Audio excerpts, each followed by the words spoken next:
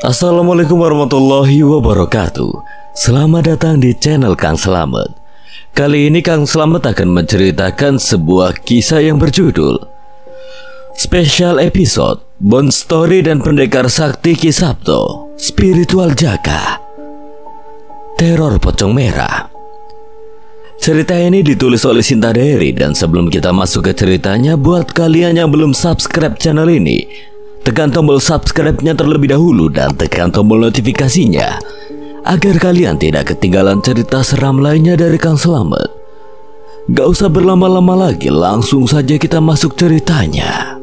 Special Episode Bond Story dan Pendekar Sakti Ki Sabto Spiritual Jaka Teror Pocong Merah. Si pengurang dewa tanpa yakan bila tetap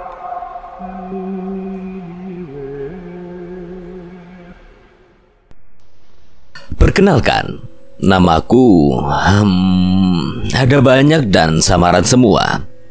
Aku biasa dipanggil Denbon atau Bon saja. Kalian mungkin mengenal aku dari kisah-kisah pertemuan dengan Sinta di hutan Pasaman. Aku akan menceritakan pengalaman pribadiku karena dampak dari kejadian di Pasaman yang hingga saat ini masih aku alami. Tapi alhamdulillah atas perlindungan Allah Subhanahu wa Ta'ala, aku dan keluarga selalu terhindar dari gangguan bahaya jin. Kisah ini mungkin tidak semenarik seperti kisah Tori dan Jaka, tetapi di dalam cerita akan ada ikut campur mereka. Kisah ini terjadi 2 tahun pasca kisah Pasaman. Seingatku pada bulan November tahun 2017, aku dan istri beserta anak-anak ingin mengunjungi mertuaku di Jambi Barat, tepatnya Kabupaten Solok Selatan. Ya, masih agak jauh dari Gunung Kerinci. Kunjungan kami ke Jambi ke rumah mertua tidak lain karena istriku mulai tidak nyaman berada di rumah kami di Padang. Karena ketika aku pulang dari Pasaman saat itu, suasana rumah berubah. Yang dulunya kami baik-baik saja, belakangan ini istriku menjadi sering paranoid. Aku pun menyadari bahwa saat itu ada yang tidak beres. Tetapi aku selalu menutupi soal hal-hal gaib yang terjadi padaku saat bertugas. Akan tetapi lama-kelamaan semua semakin menjadi dan tidak bisa lagi aku menyangkalnya. Sebelum aku lanjutkan perjalanan ke Jambi, akan aku ceritakan singkat yang aku dan keluarga alami di rumah. Saat itu ketika aku tidak lagi ikut andil dalam pencarian orang hilang di Pasaman, tepatnya ketika kami keluar dari wilayah Inyak Rimbo dan kembali pulang. Hari dan tanggal aku sudah lupa. Ketika pulang kerja seperti biasa, aku mampir ke masjid ketika hari sudah mulai maghrib. Aku sholat dan meneruskan perjalanan pulang. Sesampainya di rumah, kedua anakku seperti biasa menyambut girang kedatanganku. Ayah pulang. Dengan senyuman bahagia aku gendong mereka. Waktu sudah isya. Aku istirahat sebentar bercengkrama dengan istri dan anak. Kemudian kami sholat berjamaah. Lalu makan bersama, dilanjutkan mengajar anak-anak mengaji. Malam semakin larut dan sudah waktunya anak-anak tidur. Istriku menidurkan mereka sedangkan aku di ruang tamu menyalakan TV. Kira-kira pukul 11 malam, istriku dari kamar mandi bilang, "Bang, ada bangkai tikus ya? Bau banget ini." "Ada apa, Dek?" Istriku muntah-muntah angin karena bau busuk yang menyengat. Aku hentikan bermain dan mendatangi istri yang berada di kamar mandi. "Kamu kenapa, Dek? Hamil lagi apa? Cepat kali berisi kau ini, Dek." "Ada bangkai tikus, Bang. Baunya busuk banget. Mungkin di loteng, Bang." Istriku menjawab sambil membuka pintu kamar mandi. Dan langsung semerbak tercium bau sangat busuk sekali seiring terbukanya pintu tersebut. Sambil berlalu menuju kamar tidur, istriku berucap, "Besok aja, Bang, dicari bangkainya." Akhirnya aku cek di dalam kamar mandi. Aku coba buka pintunya lebih lebar lagi dan baunya memang menyengat busuk. Sambil aku menutup hidung ketika pintu terbuka penuh. Astagfirullah. Jujur saat itu aku ingin berteriak, tetapi karena aku takut istri dan anakku terganggu, Aku tahan teriakanku, bukan kenapa-napa, tapi di hadapanku saat ini, di ujung bak berdiri terbang sosok terbungkus kain kumal yang lusuh dengan ujung kepala diikat.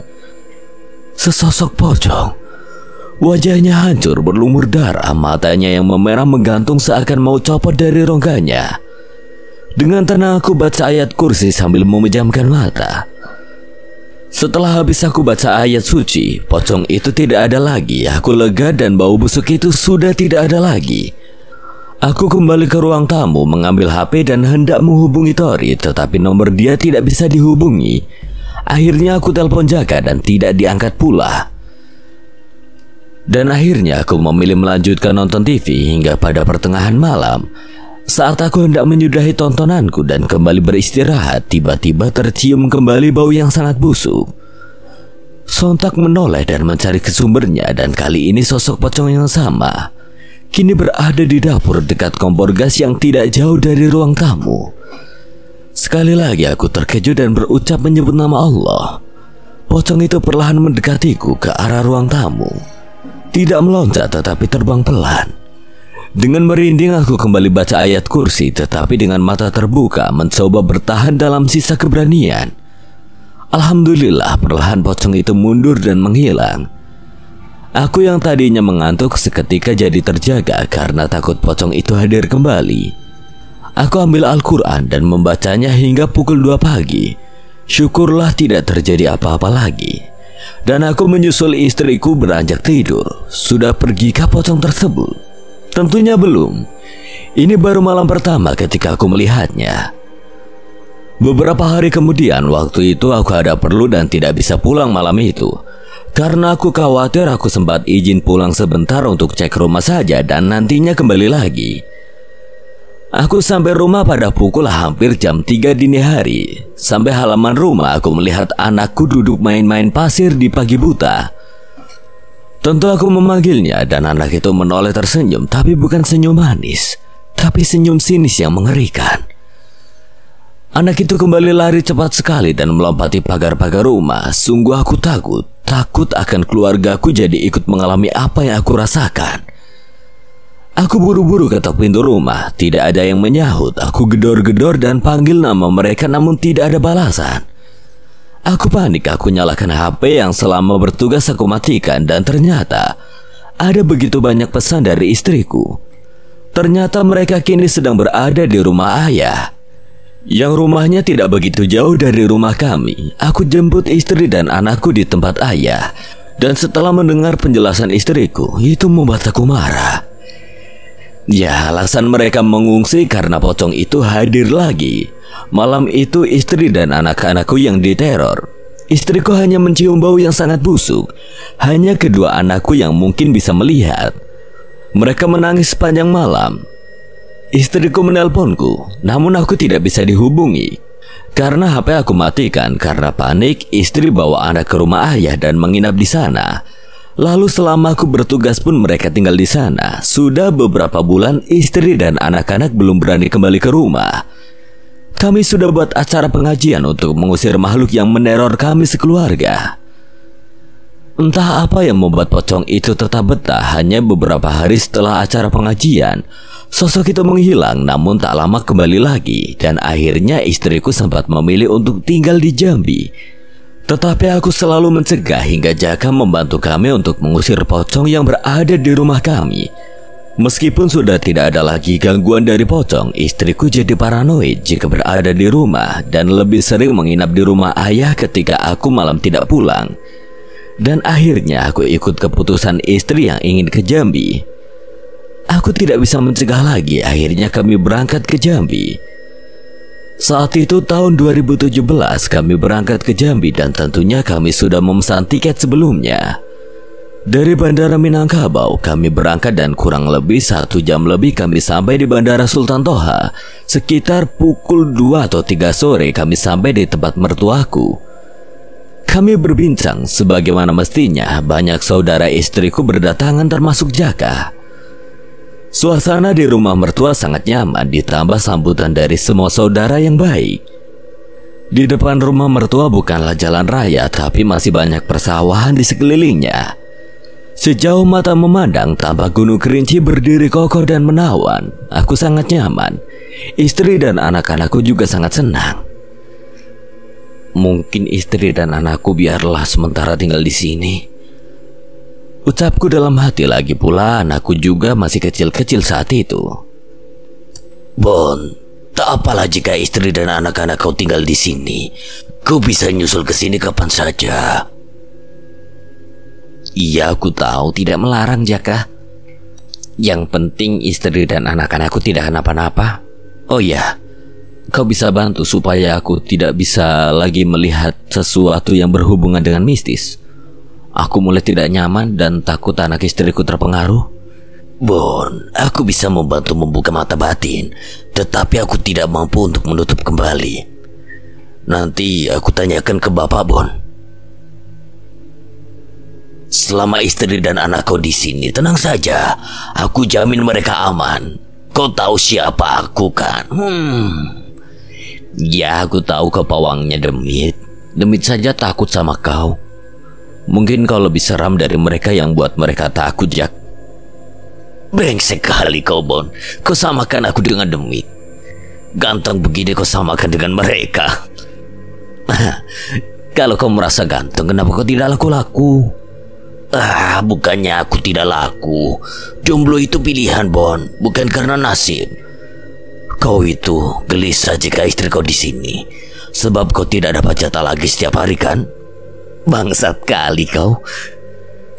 Akhirnya sore hari tiba. Karena rumah mertua sangat sempit, akhirnya aku dan istri tidur di ruko tempat adik istriku. Ruko bertingkat. Di atas ruko ada satu kamar dan kamar mandi di lantai bawah. Lantai bawah ruko untuk pabrik roti, karena adik istriku punya usaha pembuatan berbagai macam roti. Dan di lantai atas sebenarnya untuk para pegawainya, tetapi tidak ada yang menempati. Sore itu aku berdua dengan istri singgah di ruko, anak-anak dengan neneknya. Kebetulan anak-anak betah jika bersama neneknya. Akhirnya aku dan istri bisa beristirahat. Dan sehabis isya aku tertidur karena letih dan terbangun karena istriku membangunkan. Kenapa, Dek? Tidak istirahat kamu? Bang, bangun, Bang. Kamu kenapa, Dek? Pocong lagi, Bang. Dia ada di tangga, Bang. Aku melihat jam. Waktu itu sudah menunjukkan pukul 1 pagi kurang lebih. Dan istriku sampai sakit perut karena tidak kuat menahannya. Dia hendak ke bawah ke kamar mandi tetapi tidak jadi. Akhirnya aku mengantarnya ke bawah meski dia menolak awalnya. Tidak ada apa-apa ketika aku menuruni tangga. Kamu ini, Dek, karena kamu ini parnoan jadi pikiran kamu ngaco tahu. Tunggu ya, Bang. Aku hanya mengangguk. Suasana di lantai bawah memang agak ngeri. Ya, namanya buat pabrik kue. Tempatnya terasa kotor meski sudah disapu. Lampu juga cuma ada satu dan tidak begitu terang. Setelah beberapa menit istri di toilet, dugaan istriku terbukti. Di atas oven kue yang jaraknya lumayan jauh dari kamar mandi, terlihat samar-samar sosok terbang terbungkus disertai bau busuk yang membuat aku ingin muntah. Aku hanya berucap kalimat Allah dalam hati, takut istriku tambah terkejut. Aku hanya memandangi sosok pocong yang tidak terlihat jelas itu. Selang kurang lebih 15 menitan istriku keluar. Sudah, Dek, yuk buruan, abang ngantuk nih. Aku sebenarnya tidak mengantuk. Aku hanya buru-buru ingin menghindari pocong tersebut. Tetapi ketika istriku keluar dari kamar mandi, astagfirullah, Bang. aku pikir hanya aku yang mampu melihat. Tapi kali ini istriku pun melihat pocong yang berdiri di atas oven. Ayo, Dek, buruan naik. Sambil ketakutan, istriku lari menuju kamar atas. Istriku sampai gemetar ketakutan. Aku sendiri juga bingung harus apa. Aku ambil HP dan telepon Jaka. Jak, kau di mana? Kenapa kau teriak-teriak malam-malam begini, Bon? Aku sedang mengajar. Kemari kau, Jak. Pocong itu ada lagi. Oh, oke, Bon. Tunggu sebentar. Setelah aku berikan alamat rukonya, Jaka bergegas datang. Kami menunggu Jaka yang belum kunjung datang. Suasana hening dan istriku masih terisak hingga tiba-tiba pintu kamar kami diketok pelan. Jujur aku mulai takut saat itu, apalagi istriku. Istriku mulai baca ayat Al-Quran dengan nada bercampur menangis dan aku juga ikut membaca ayat kursi. Suara kami lirih dan suara ketukan itu masih terdengar. Kami terus lantunkan doa dan ayat suci, namun bukannya suara mengetuk itu hilang, justru malah semakin kencang seperti orang menggedor-gedor pintu secara paksa. Suara gedoran pintu semakin keras yang membuat istriku panik dan menjerit. Aku berusaha tenang dan menenangkan istriku meski itu percuma. Kami memilih bertahan. Hingga beberapa saat kemudian gedoran pintu mulai berhenti dan membuat kami lebih tenang. Tapi hanya beberapa saat saja. Kemudian kembali pintu kamar digedor-gedor sambil terdengar suara tawa yang aneh dan menyeramkan.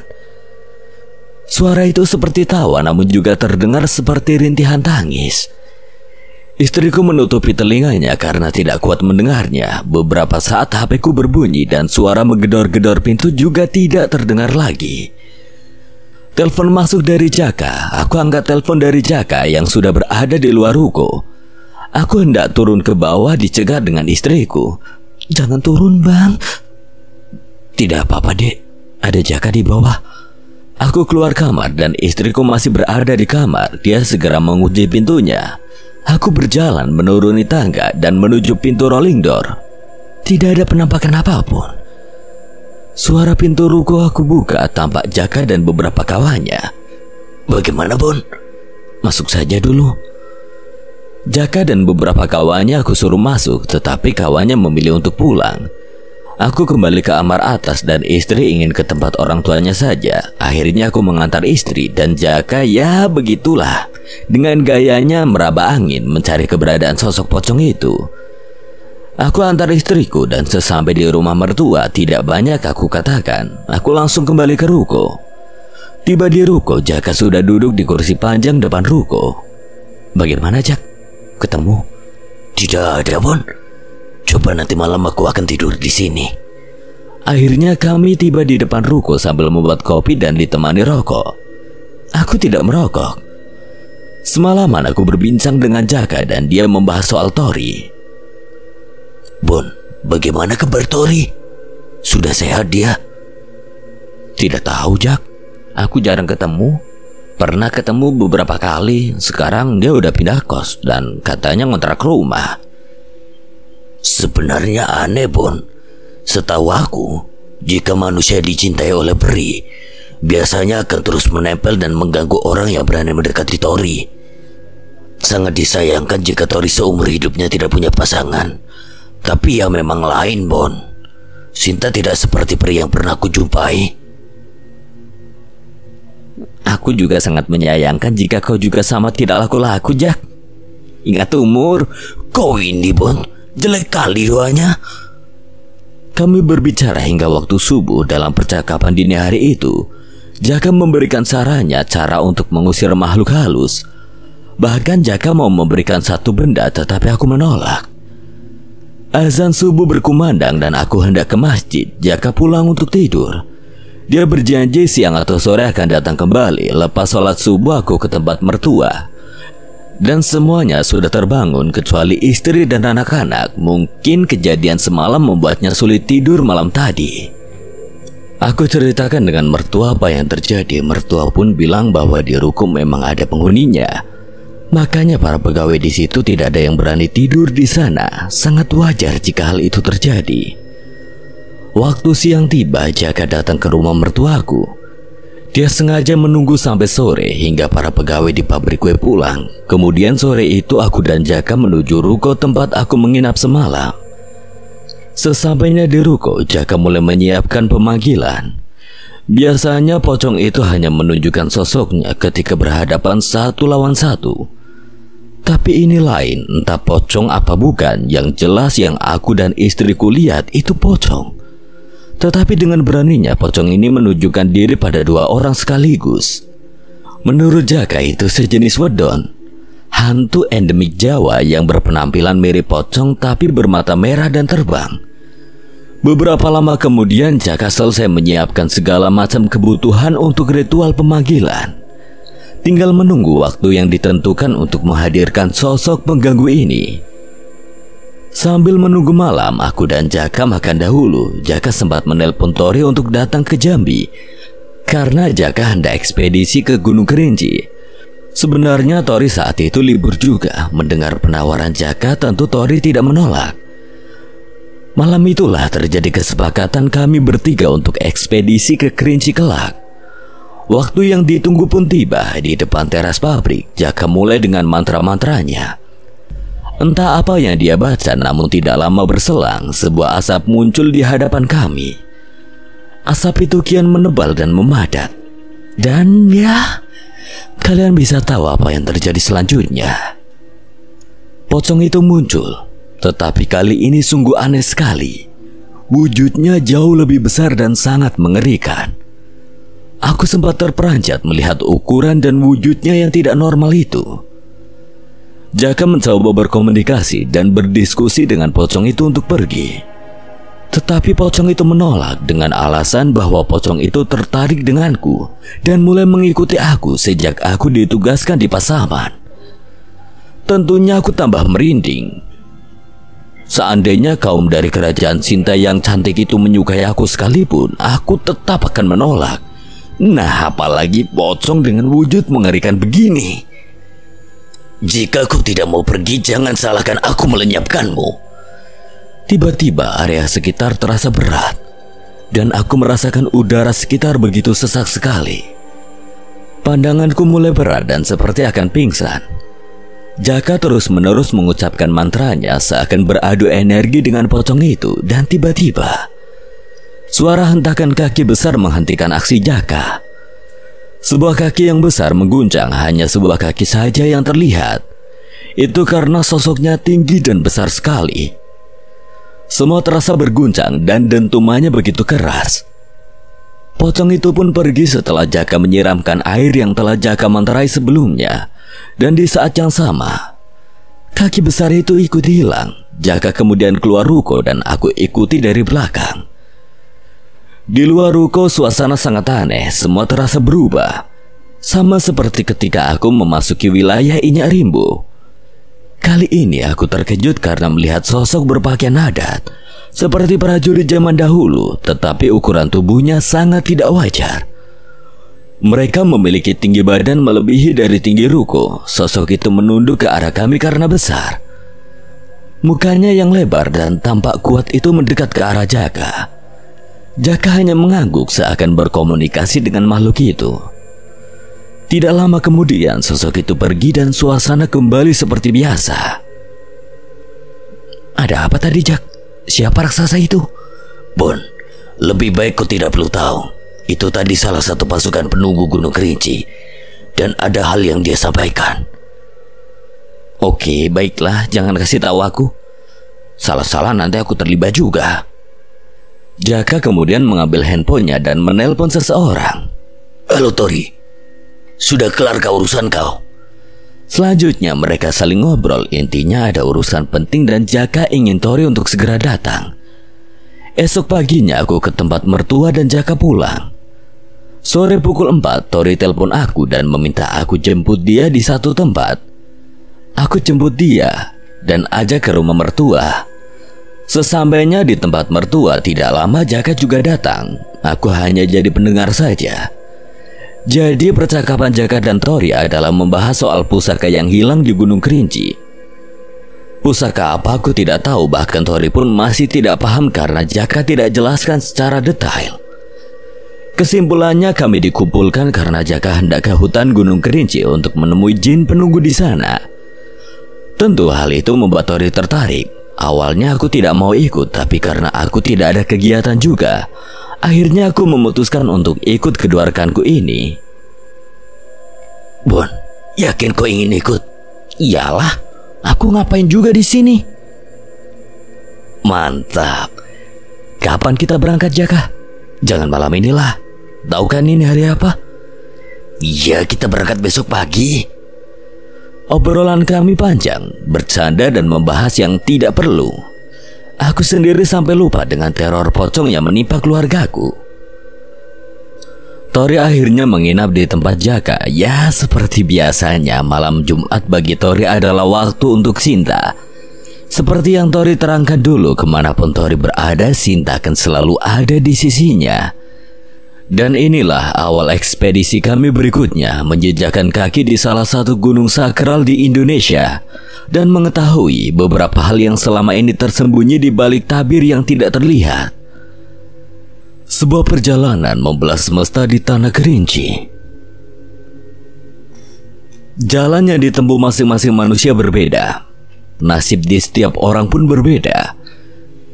Namun bagaimana jika jalan dan nasib seseorang sudah ditentukan oleh sebuah kontrak yang turun-temurun harus dipatuhi? Kontrak yang aku maksud di atas adalah perjanjian dengan leluhurku, dengan Eyang Brahwageni. Eyang Brahwageni adalah sosok api yang mampu membakar jiwa manusia dan melebur jin menjadi abu. Perkenalkan, namaku adalah Jaka Guntur. Aku akan menceritakan sebuah pengalaman hidup dari awal aku lahir hingga sekarang, di mana lingkungan keluargaku tidak lepas dari dunia lelembut, hal mistis, spiritual, dan semacamnya. Bagiku sudah sangat mendarah daging. Mungkin akan muncul beberapa pihak mengkritik ceritaku ini, tetapi apa yang aku sampaikan adalah kenyataan. Dimulai ketika saat itu tahun 1980, ayahku Sabtoyo yang sudah berhenti menggeluti dunia spiritual lalu menikah dengan ibu. Ayahku asli Madiun, Jawa Timur, begitu pula dengan ibuku. Ayahku ikut program pemerintah saat itu dan transmigrasi ke Jambi untuk menempuh hidup baru dengan ibu. Tahun 1982, kakakku perempuan lahir dengan kondisi yang banyak orang bilang seorang indigo. Kehidupan ayahku baik-baik saja. Sabtoyo adalah seorang ayah yang bertanggung jawab. Mau bekerja apapun meskipun waktu itu di Jambi hanyalah bertani dengan penghasilan yang tidak menentu. Dan ibu pun selalu menerima apa adanya. Namun berhentinya Sabtoyo dari dunia spiritual tidak semulus harapannya.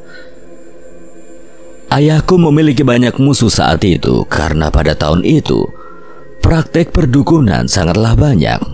Ayahku selalu mendapatkan serangan dari orang yang dia anggap musuh. Meskipun ayahku ini sudah berhenti dari aksi spiritual, bukan berarti ilmunya hilang. Ayahku masih mampu untuk menangkal kiriman-kiriman dari para dukun yang membenci ayah. Beberapa tahun kemudian, tahun 1985 aku lahir. Disitulah tragedi menimpa keluargaku. Setelah beberapa hari aku lahir, ibuku mendadak sakit keras dan beberapa tetangga ayah bingung penyakit apa yang menimpa ibuku. Semenjak ibu sakit, ayah selalu mengurung diri di kamarnya. Kebetulan tetangga ayah sangat baik. Mereka membantu ibuku berobat ke klinik dan rumah sakit. Tetapi pihak klinik maupun rumah sakit angkat tangan. Para tetangga kemudian berkumpul dan melakukan pengajian. Saat itu kakak perempuanku, sebut saja Narti, berkata pada salah seorang yang kami anggap seperti kakekku sendiri. Dia adalah Mbah Gun. Mbah, ibu ditindih makhluk hitam. Mbah Gun saat itu mencoba mengalihkan pembicaraan karena saat itu sedang banyak orang di rumah kami sedang pengajian. Mbah Gun adalah ahli spiritual di Jambi, masih keturunan Jawa Minang. Mbah Gun juga memiliki padepokan yang bernama Teratai Hitam dan berganti menjadi padepokan Guntur Geni saat itu. Di padepokan tersebut mengajarkan berbagai macam pengobatan tradisional dan hal-hal yang menyangkut dunia spiritual. Ayahku selalu berdiam di kamar. Yang kebanyakan orang mengira ayahku saat itu stres atas apa yang menimpa ibuku. Hanya Mbah Gun yang tahu apa yang sedang dilakukan Sabtoyo saat itu. Sabtoyo mencoba untuk mengobati dengan caranya sendiri meskipun sudah diperingatkan oleh Mbah Gun bahwa itu semua sia-sia dan sudah terlambat. Beberapa bulan kemudian dalam keadaan sakit, ibu ingin pulang ke Madiun. Sabtoyo menurutinya dan sampai di Madiun ibuku meninggal. Meninggalnya ibuku, aku dan kakakku Narti dititipkan di padepokan Teratai Hitam dan Sabtoyo kembali menjadi seorang spiritualis seperti semula. Saat itu aku masih bayi dan cerita ini aku dengar langsung dari ayahku. Dendam membuat ayah kembali ke jalan spiritual di mana dia mencoba untuk balas dendam. Sebelum aku lahir, apapun kiriman dan gangguan gaib bisa ayah tangani. Namun setelah aku lahir, kemampuan ayah akan menurun disebabkan Eyang Brahwogeni tidak bisa lagi Sabtoyo gunakan. Eyang Brahwogeni adalah sebuah keris yang turun-temurun akan diwariskan pada keturunan laki-laki di keluarga kami. Dahulu dalam perjanjiannya dengan Eyang Brahwogeni menyebutkan sebuah kontrak akan terjadi secara otomatis pada keturunan anak laki-laki. Dan hanya orang yang dipilih oleh Eyang Brahwogeni lah yang bisa menggunakannya. Sebelum aku lahir, Sabtoyo mengubur keris Eyang Brahwogeni di dalam rumah sebagai tameng dari gangguan gaib. Namun setelah aku lahir, tameng itu hilang karena kontrak Eyang Brahwogeni dan Sabtoyo sudah berakhir. Ayahku saat itu melupakan hal penting tersebut karena bahagianya dia ketika kelahiranku. Setelah ibuku meninggal, ayahku mulai menjalankan praktek paranormal lagi didampingi oleh Mbah Gun. Disinilah perang dimulai. Penyebab Sabtoyo memiliki banyak musuh karena dahulu ketika ayah masih muda, Sabtoyo memiliki banyak pasien dengan berbagai masalah. Salah satunya menangani masalah seperti santet, teluh, serta guna-guna. Setiap pasiennya yang bermasalah, Sabtoyo selalu mampu bisa menyelesaikan masalah tersebut. Sudah banyak pasien yang Sabtoyo bantu saat itu. Masalah selesai bagi pasiennya, namun menjadi ancaman bagi Sabtoyo dan menimbulkan dendam bagi orang yang telah digagalkan aksinya oleh Sabtoyo. Santet adalah ilmu untuk menyakiti, bahkan membunuh jika santet dikembalikan pada si pembuat santet. Tentunya si pembuat santetlah yang justru terkena ilmunya sendiri. Disitulah awal mulanya Sabtoyo memiliki banyak musuh. Masih di tahun yang sama, yaitu 1985, Sabtoyo menemukan orang yang mencelakai ibuku, orang Banyuwangi. Mbah Gun mencoba untuk mencegah Sabtoyo balas dendam, namun usahanya sia-sia. Dalam keadaan meraga sukma, Sabtoyo didampingi oleh kedua kodam berwujud manusia berpakaian seperti wayang, mendatangi orang dari Banyuwangi tersebut. Mbah Gun juga ikut serta, berjaga-jaga jika saja Sabtoyo hilang kendali. Pertempuran pun terjadi antara Sabtoyo dan dukun tersebut. Puluhan jin pelindung dukun tersebut menyerang tanpa henti hingga Sabtoyo tersudut. Namun berkat keahlian salah satu pendamping Sabtoyo yang mampu membuat pelindung yang kokoh, setiap serangan jin dukun tersebut tidak mampu menyentuh Sabtoyo. Sabtoyo pun juga tidak mampu untuk menyerang karena sangat banyak jin yang menyerang. Beberapa kali Sabtoyo mundur dan datang kembali di hari berikutnya, hingga sampai mungkin ratusan kali dalam waktu 2 tahun Sabtoyo tidak mampu menyentuh dukun tersebut. Sampai tiba-tiba dukun tersebut meninggal dengan sendirinya. Dukun dari Banyuwangi tersebut adalah suruhan orang, entah siapa pelakunya tidak bisa diketahui sampai sekarang karena dukun tersebut meninggal duluan. Beberapa tahun kemudian ketika aku berumur 10 tahun kurang lebih, Mbah Gun meninggal karena terluka parah ketika bertempur melawan jin saat menolong seorang anak yang diculik oleh jin tersebut.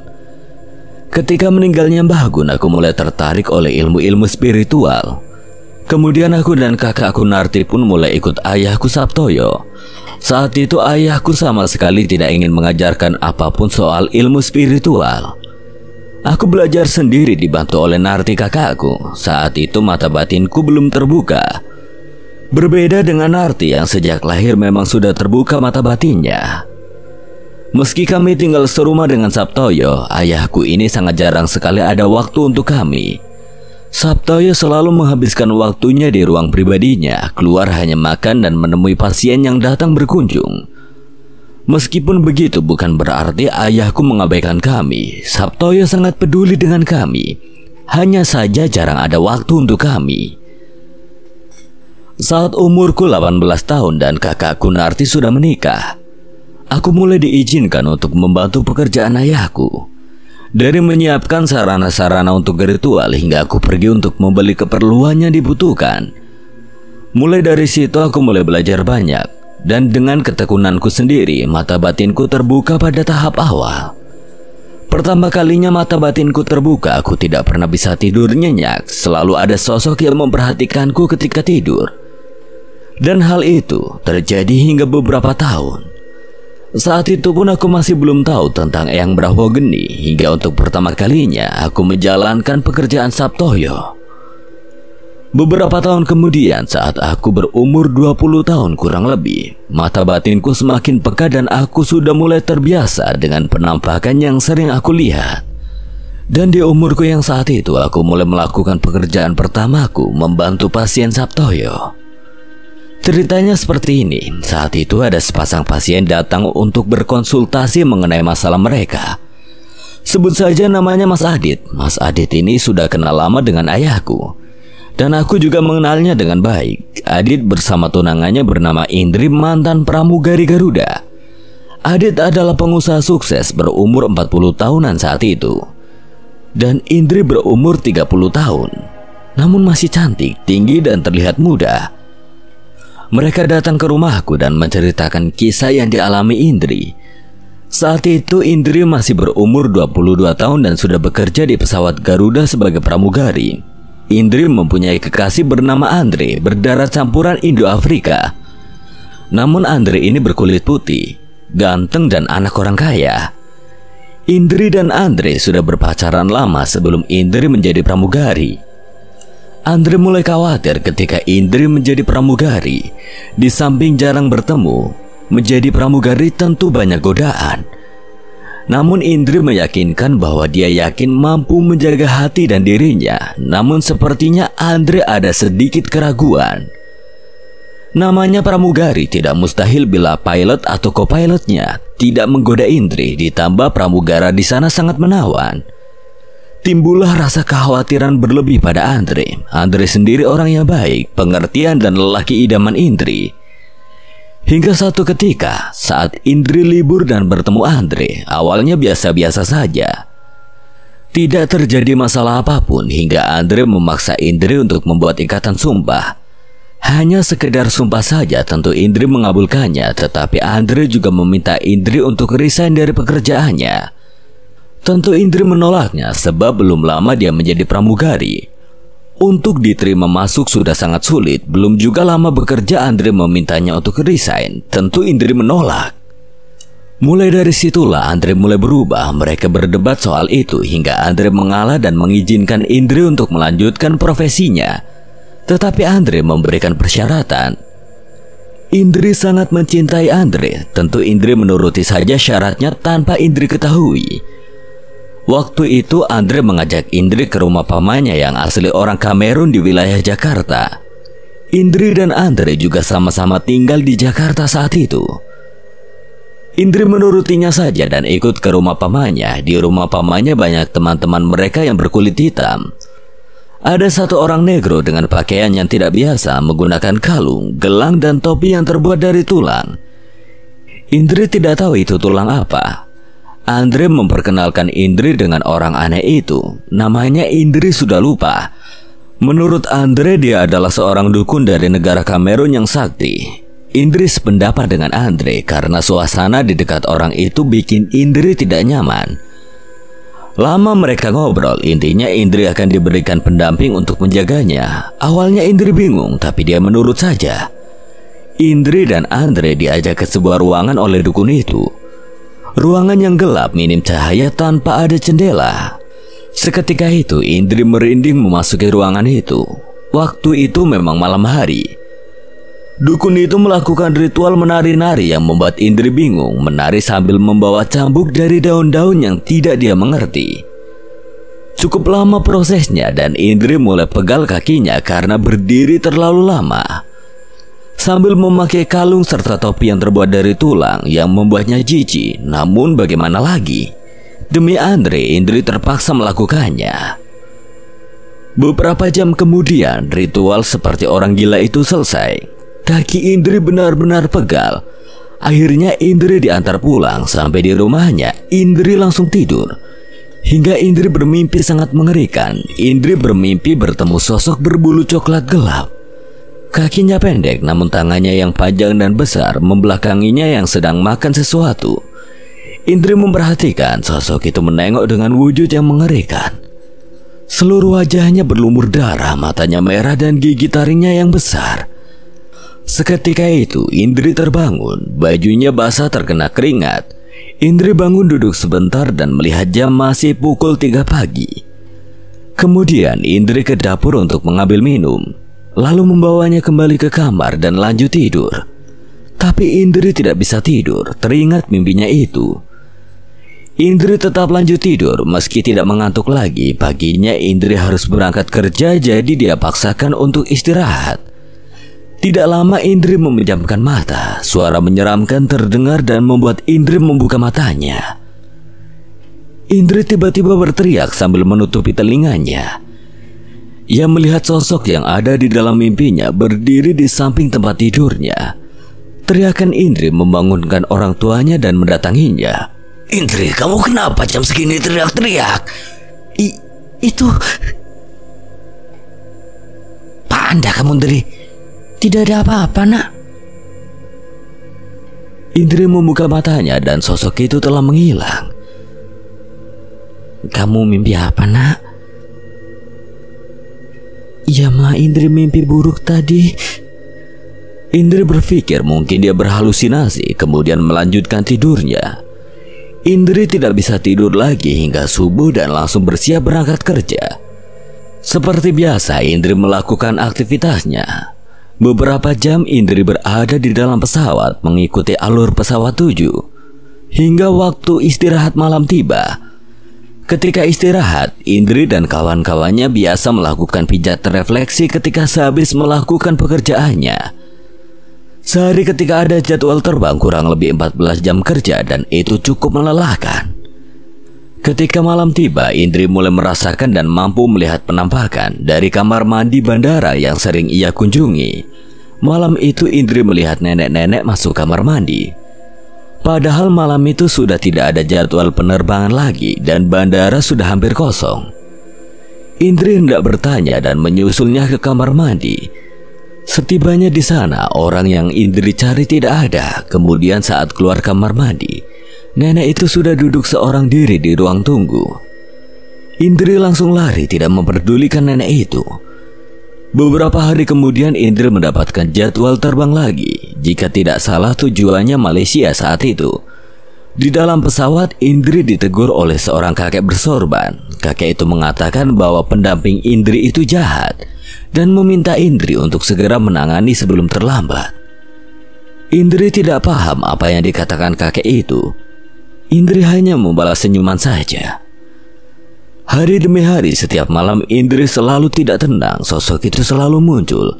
Tapi Indri mulai terbiasa dan tidak takut lagi hingga dimana Indri mulai frustasi. Andre yang dulunya baik dan pengertian semenjak Indri menjadi pramugari. Andre sering marah-marah dan menuduh tanpa alasan.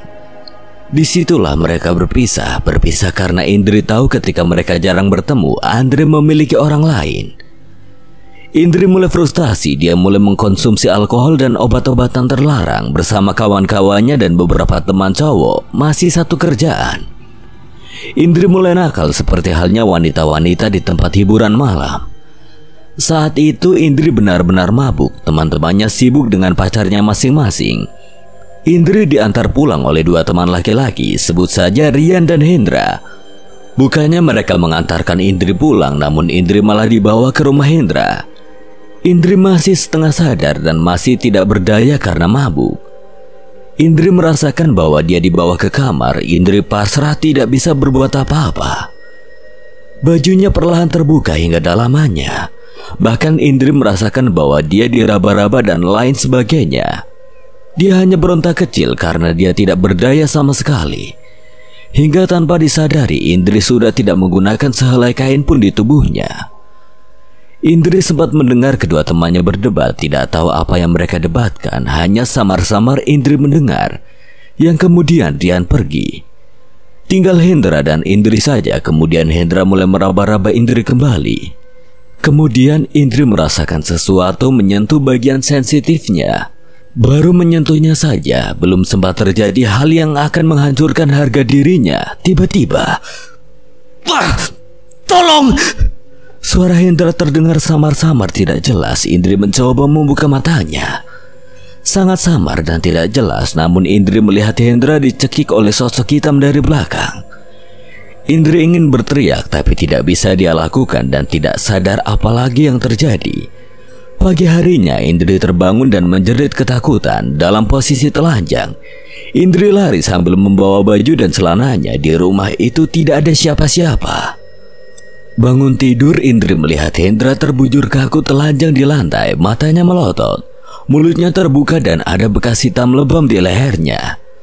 Pemandangan yang sangat mengerikannya dilihat oleh Indri. Indri berada di ruang tamu rumah Hendra dan buru-buru menggunakan pakaiannya, kemudian lari keluar rumah dan teriak minta tolong. Sesaat kemudian orang-orang berkumpul menghampiri Indri. Setelah mendengar penjelasan Indri, warga yang ada di sana melihat situasinya. Mereka tidak berani mendekat, kemudian memanggil polisi.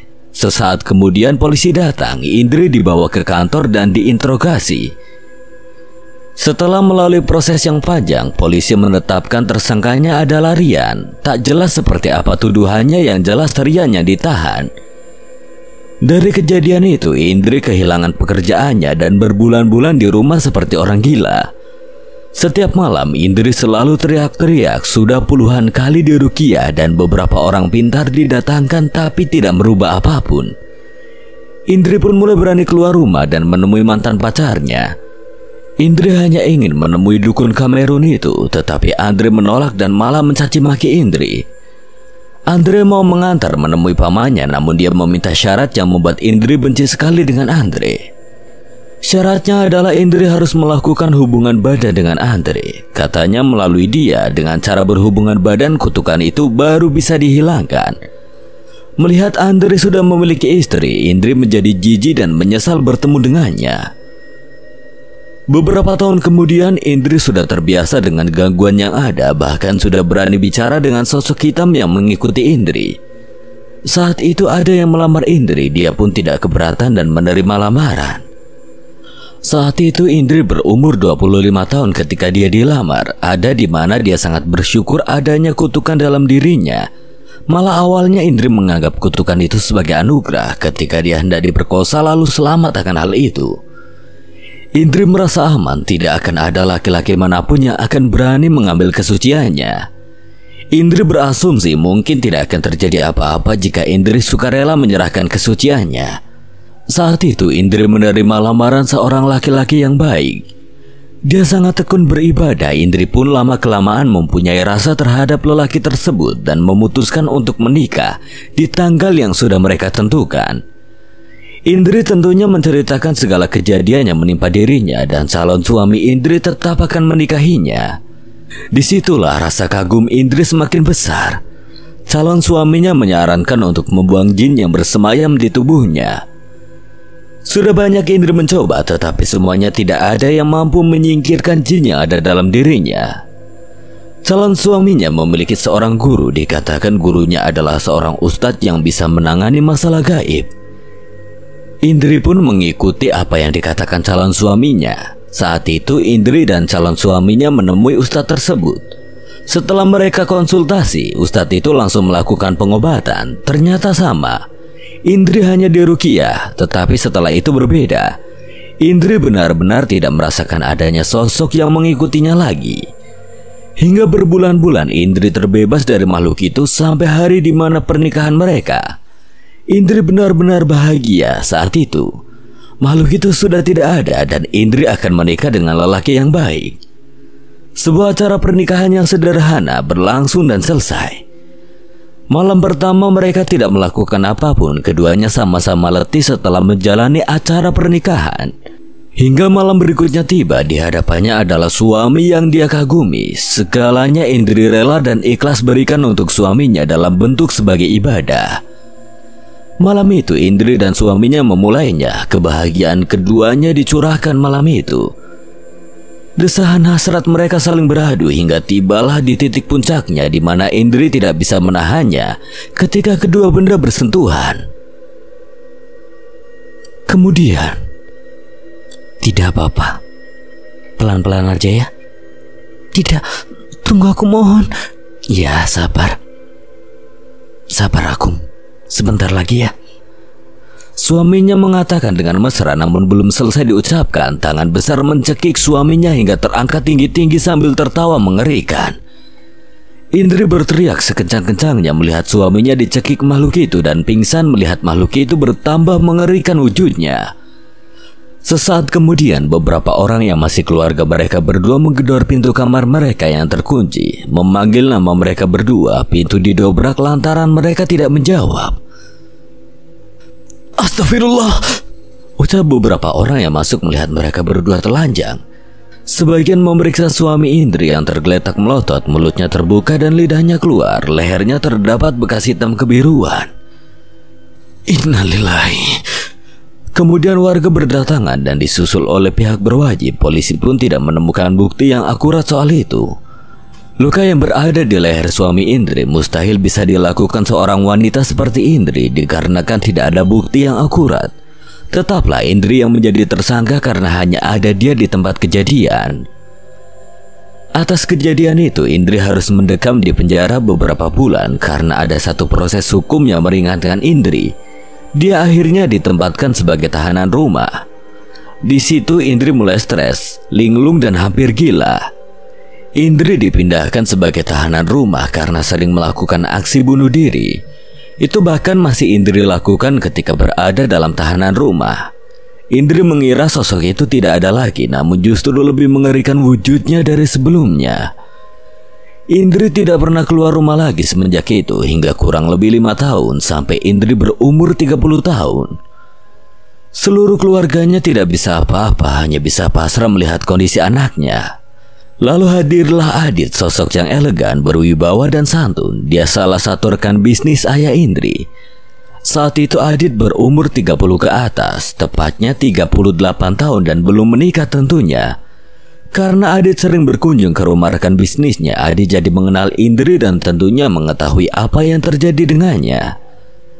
Adit berusaha mengenalkan kawannya yang memang seorang ahli spiritual, namun dengan berbagai cara orang tua Indri membujuk anaknya tidak pernah berhasil. Awalnya Adit hanya ingin membantu, sangat prihatin melihat anak rekan bisnisnya. Akhirnya Adit bertekad untuk membujuk Indri secara langsung dan tentunya itu selalu gagal. Indri sudah setengah gila saat itu. Dengan kesabaran, perlahan dan selalu menghibur Indri ketika Adit berkunjung ke rumahnya. Adit menganggap Indri sudah seperti adiknya. Apapun yang Indri butuhkan, Adit selalu mengabulkan. 1 tahun berjalan, Adit masih tidak berubah dan selalu menghibur Indri dan menuruti kemauan Indri. Bahkan ketika kerjasama antara Adit dan ayah Indri berakhir, Adit masih sering berkunjung ke rumah Indri hanya untuk menemui Indri. Adit pun sering diamuk oleh Indri, tapi itu tidak membuatnya menyerah. Rasa simpati Adit yang tadinya hanya menganggap Indri sebagai adiknya lama-kelamaan menjadi sebuah rasa cinta dan kepedulian yang mendalam. Hingga 2 tahun berlalu, Adit masih senantiasa sabar dan selalu ada untuk Indri. Disitulah hati Indri mulai terbuka kembali dan mendapatkan kepercayaan dirinya. Indri sempat berkata bahwa dia akan benar-benar bunuh diri apabila kali ini gagal lagi. Dengan kesungguhan hati, Adit pun melamar Indri dengan segala kemungkinan yang akan terjadi nantinya. Keluarga Indri pun sangat bahagia melihat putrinya kembali seperti dulu. Lalu disitulah kedatangan Adit jauh-jauh dari Jakarta ke Jambi untuk menemui Sabtoyo, ayahku. Waktu itu pula aku mendapatkan sebuah keris dan di dalamnya bersemayam sosok api yang ganas bernama Eyang Brahwogeni. Setelah mendengar penjelasan Adit, Sabtoyo sejenak terdiam dan beliau mengatakan bahwa ayahku angkat tangan. "Tolonglah Ki, aku mengenal Ki Sabto sudah lama dan aku yakin Ki Sabto mampu." "Mas Adit, masalah ini jujur aku tidak mampu." Raut wajah Adit tampak kecewa. 2 tahun Adit menunggu momen ini, namun nampaknya akan sia-sia. "Ki Sabto dulu bilang katanya ini masalah sepele, lantas kenapa sekarang Ki Sabto bilang tidak mampu?" "Memang itu masalah sepele, tetapi fisikku yang sudah tidak mampu." "Berarti bisa kan Ki?" "Aku sudah tua Mas Adit, aku sudah tidak mampu, tetapi anakku pasti mampu." "Pak, mana pula aku bisa Pak? Ada-ada aja Bapak ini." "Jadi begini Mas Adit, Sabtoyo berkata dan memberikan penjelasan sebagai berikut. Kasus itu ayahku memang tidak bisa melakukannya sebab harus mempunyai fisik dan stamina kuat untuk melawan jin yang bersemayam di dalam diri Indri. Dan tentunya juga harus dibekali ilmu tertentu. Bukan sekedar jin jahat biasa, bahkan di situ tertanam kesaktian sang dukun dari Kamerun tersebut. Akan butuh waktu dan malam yang panjang menghadapi jin dan kesaktian dukun itu. Jadi ayah menyerahkan semuanya padaku.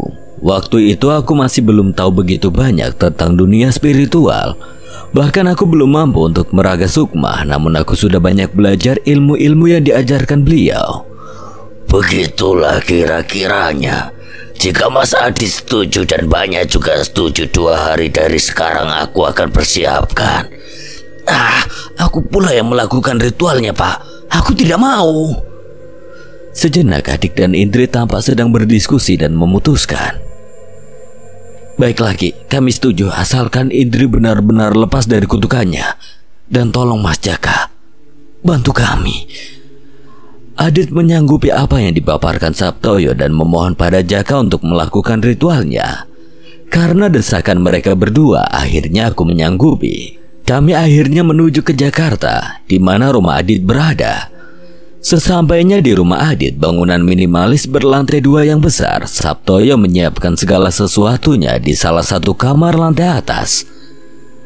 2 hari sudah berlalu di mana aku harus melakukan sesuatu yang membahayakan nyawaku. Sabtoyo sadar bahwa ini akan berbahaya karena tidak ada yang bisa melakukannya kecuali aku saat itu. Malam itu Indri sudah berada di ruangan yang sudah dipersiapkan, ruang lantai atas. Jujur aku takut saat itu, namun juga sangat senang. Takut akan resikonya, senang akan pengalaman yang akan aku dapatkan. Segala sesuatu sudah aku persiapkan. Malam itu sudah hampir tengah malam. Sabtoyo dan Adit berada di lantai bawah, sedang Indri sudah berada di ruangannya. Aku niatkan hati dan menuju ruang di mana Indri berada. Permisi Mbak.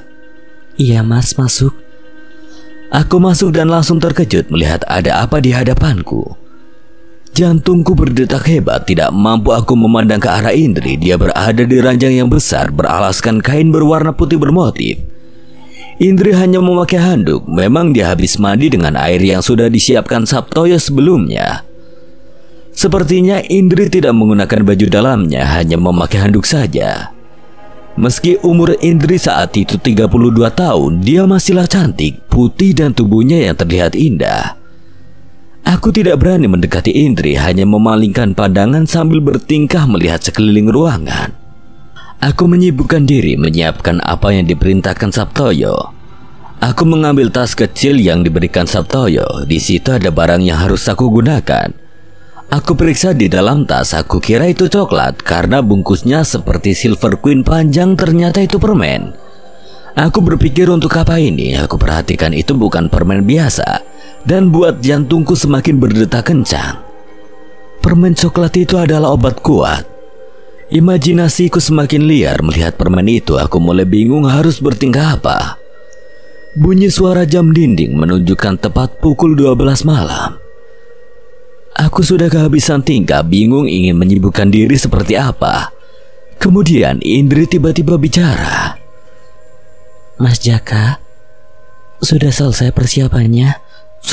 Sebentar lagi Mbak. Ini sudah pas tengah malam.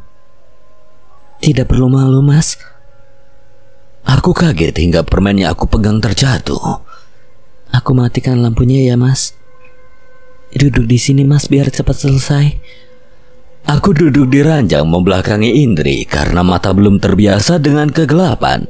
Jadi pandangan masih kabur. Aku hendak berpindah duduk dan ingin menyender, namun tanganku menyentuh sesuatu yang kenyal, lembut dan... Aduh, maaf Mbak, aku tidak sengaja. Maaf Mbak. Bikin kaget aja Mas. Iya tidak apa-apa, tidak usah malu-malu Mas. Ini udah waktunya kan? Indri menghampiri Jaka, kemudian memegang tangannya lalu diarahkan ke bagian yang tidak sengaja Jaka sentuh tadi. Sesuatu yang sangat berbeda sekali. Ini bukan sekedar sengaja, tetapi memang tangan kananku berada di atas bukit yang gundul. Seakan aku melayang, seluruh tubuh ini ringan. Hanya bagian satu titik yang tidak bisa berhenti bergerak. Indri tertawa kecil seperti meremehkanku. Jari-jari perlahan aku gerakan dan sesuatu sensasi kenikmatan seperti mendaki gunung tertinggi di dunia. Jantungku berdetak kencang. Nafas mulai cepat dan berat. Jika diimajinasikan sama halnya ketika mendaki gunung, jantung dipacu dengan cepat, nafas berat dan letih, namun terbayar dengan kelembutan pemandangan yang indah. Bedanya yang aku daki waktu itu bukanlah gunung betulan. Pikir sendirilah, dan tidaklah membuat letih, justru semakin cepat aku mendaki. Indri pun mulai diam dan terdengar lirih nafasnya yang berat disertai rintihan kecil. Hasratku makin liar, tanganku mulai menjadi sangat lihai, hingga aku menyelam dari ujung rambut hingga kaki Indri. Mungkin kurang lebih 15 menit aku menjelajahi perbukitan dan pegunungan kembar itu dan tiba di puncaknya di mana aku harus melakukannya. Indri juga sudah mulai tidak mampu menahan, aku putuskan untuk segera melakukannya. Ketika bersentuhan tidak terjadi apa-apa hingga saat hampir menembus. Sesuatu tangan besar mencekik leherku. Indri sudah diperingatkan sebelumnya untuk tetap diam dan tutup mata apapun yang terjadi denganku. Sebelumnya, jadi penjelasan Sabtoyo cara menanganinya harus berhubungan badan dengan Indri untuk memancing keluar makhluk yang ada pada Indri. Tidak hanya itu, kesaktian dukun Kamerun itu juga berada di area sensitif Indri. Jadi apabila sudah dimulai, tidak akan pernah bisa lepas sampai berhasil menjebolnya atau mati duluan oleh makhluknya. Maka dari itu aku tidak mundur bahkan untuk menengok sekalipun, hanya terus maju atau mati. Nafas mulai sesak dan tidak bisa bernafas. Suara tertawa mengerikan terdengar jelas di telinga kiri. Dalam hati aku niatkan membaca sebuah ajian yang Sabtoyo ajarkan. Dalam hati pula aku teriakkan kedua nama yang tidak pernah aku dengar sebelumnya. Yada, Subali! Suara teriakan terdengar dari belakang dan perlahan tangan yang mencekiku mulai lepas. Entah apa yang terjadi di belakang. Aku hanya merasakan ada sosok lain yang hadir. Nafasku kembali terbuka dan aku meneruskan pekerjaan yang sempat tertunda. Aku tekan semakin kuat dan Indri mulai merintih.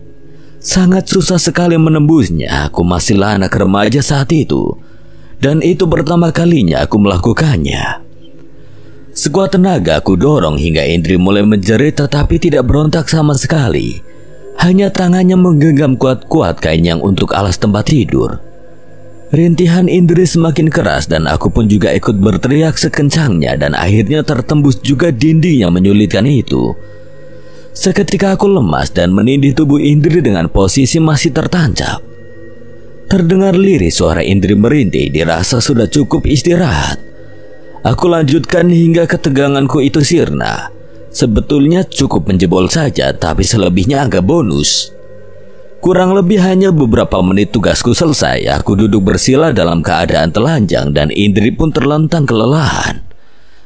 Ada sesuatu yang aneh dalam diriku setelah itu. Seakan ada energi meluap-luap dan pandanganku menjadi sangat jelas.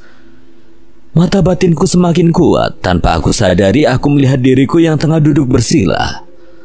Aku mampu meraga sukma tanpa disengaja. Aku kira saat itu aku mati dan sempat panik, namun dua sosok di depanku dengan baju kesatria Jawa menunduk hormat ke arahku. Mereka bernama Yada dan Subali.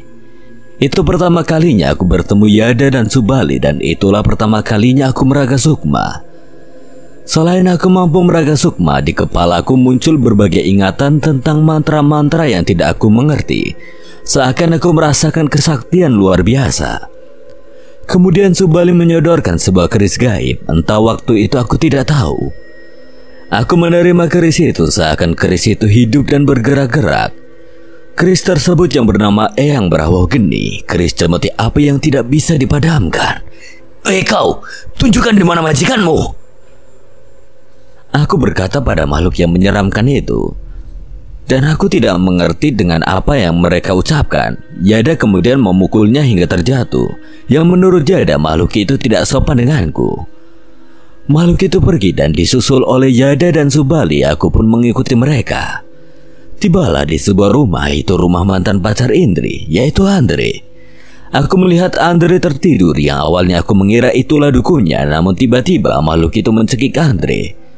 Aku pun ingin mencegahnya, namun Subali mencegah dan seakan mengatakan bahwa orang itulah yang membuat makhluk itu terpaksa melukai manusia.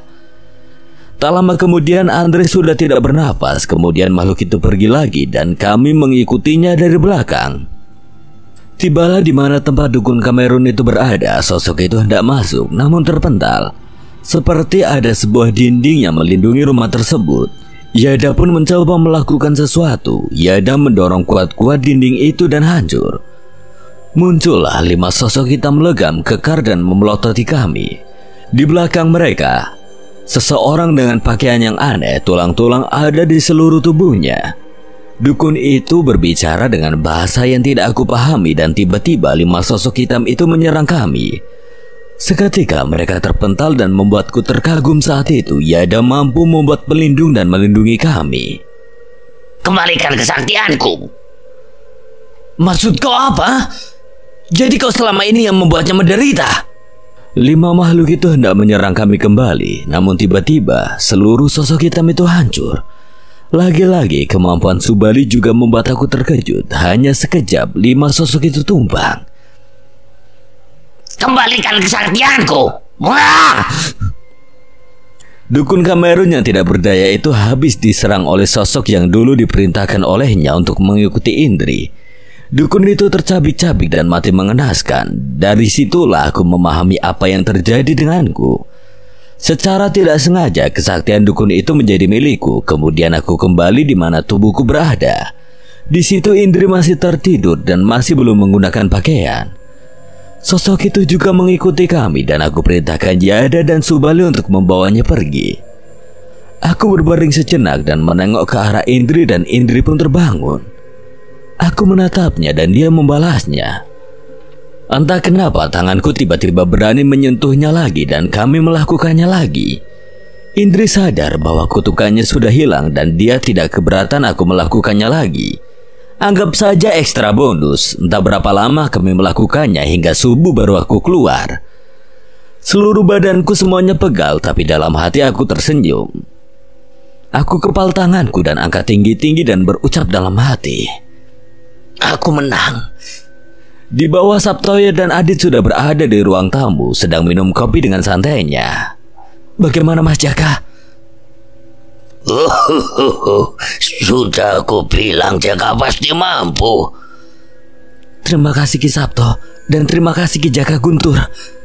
Dari kejadian itu, Adit memberikan sebuah mobil Honda Civic dan sejumlah cek yang membuatku merinding. Sabtoyo menolak uang dan juga mobilnya, tetapi karena waktu itu ayah belum punya kendaraan roda 4, mobil kami terima. Namun tiba-tiba Adit mentransfer sejumlah uang ke rekening Sabtoyo. Dan setelah itu Adit dan Indri tidak lagi berada di Indonesia dan kami tidak pernah bertemu mereka lagi. Soal kesaktian yang aku peroleh itu adalah ilmu hitam dan aku hafal semuanya. Namun sampai sekarang tidak pernah sekalipun aku menggunakannya. Mulai dari situlah aku menjadi lebih aktif di dunia spiritual. Mungkin akan banyak yang bertanya kenapa proses ritual tidak dilakukan oleh Adit, suami Indri. Meskipun aku dan Sabtoyo berada menunggu sekalipun, Adit tidak akan pernah bisa menjebolnya seperti yang aku sampaikan. Kesaktian dukun Kamerun berada di alat vital Indri. Seperti apapun mencobanya, Adit tidak akan pernah bisa menjebolnya. Sejak aku umur 15 tahun, kakakku Narti mencoba untuk menjauhkanku dengan hal spiritual. Bahkan aku pernah takut karena Narti selalu menunjukkan hal yang membuat aku ketakutan untuk melangkah ke jalan spiritual. Namun, aku memiliki jalan yang harus aku tembus sendiri. Dan itu seakan seperti sudah ditentukan bahwa aku pasti akan menempuh jalan tersebut. Setelah Narti menikah, aku mengikuti jalan yang ditempuh Sabtoyo. Berbagai pekerjaan yang diterima Sabtoyo mulai sering aku kerjakan dan membuat aku semakin mahir menapaki jalan spiritual. Aku pun mulai mencari pengalaman, dimulai ekspedisi dari tempat-tempat angker dan tidak jarang aku berduel dengan makhluk-makhluk gaib. Aku semakin aktif ekspedisi ketika aku kenal seseorang. Saat itu saudara suami Narti yang bernama Bon meminta bantuanku ketika dia sedang bertugas untuk mencari orang hilang di hutan Pasaman. Di Pasamanlah aku mengenal Tori dan kami mulai sering melakukan ekspedisi gaib bersama. Jika dikatakan aku menyesal menempuh jalan ini, tentu ada kata penyesalan. Sampai sekarang pun aku takut untuk memiliki istri dikarenakan dampak yang terjadi pada istriku. Jika aku masih menggeluti dunia spiritual, sekali kita bermain-main tentang dunia spiritual, tidak ada jalan untuk mundur. Meskipun kita pernah berhenti, pasti akan ada dampak yang terjadi cepat atau lambat. Sekian dan terima kasih buat Sinta Diary yang telah mengizinkan saya membawakan ceritanya. Apabila ada kesalahan atau kekurangan, Kang Selamat memohon maaf sebesar-besarnya. Akhir kata, Kang Selamat pamit undur diri. Wassalamualaikum warahmatullahi wabarakatuh.